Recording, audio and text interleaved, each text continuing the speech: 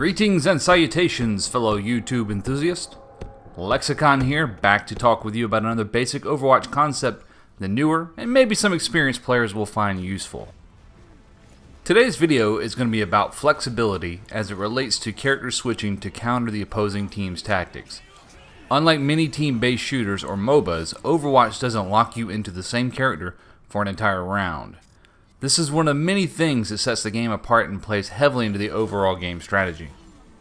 There are many players out there that main only one character because they enjoy that particular playstyle, and although there is nothing inherently wrong with this, not all characters are suited for every map, mode, or situation. Refusal to change will result in more avoidable losses in competitive.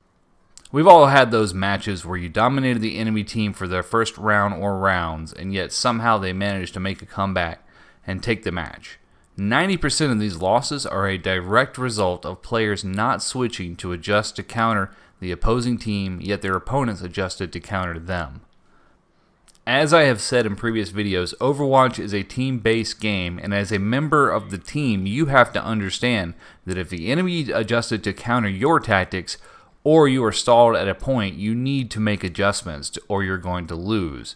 The definition of insanity is employing the same behaviors and expecting a different result. The trick is to develop your game sense enough to determine when a switch is needed. Sometimes this may require you to step outside of your comfort zones and play a hero that you have little to no experience with. If the enemy team Roadhog is proving troublesome, you may want to consider switching to Zenyatta or Reaper. Now, I wouldn't suggest trying out new heroes in competitive unless you have a passing knowledge of them in quick play, unless you feel you have no other option. Filling in critical roles such as tanks and healers will help you understand the game at a deeper level and will also provide you with an additional benefit. You will develop a better understanding of that particular character's playstyle as well as how to counter that playstyle, which will carry over into any characters you choose to play.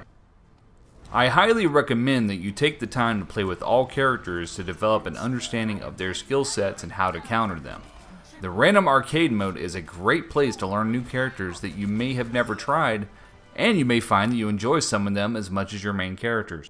I hope you found today's video useful. If you did, please support the channel by subscribing and smashing that like button below, and feel free to share with friends. As always, thanks for watching, and I will catch you next time.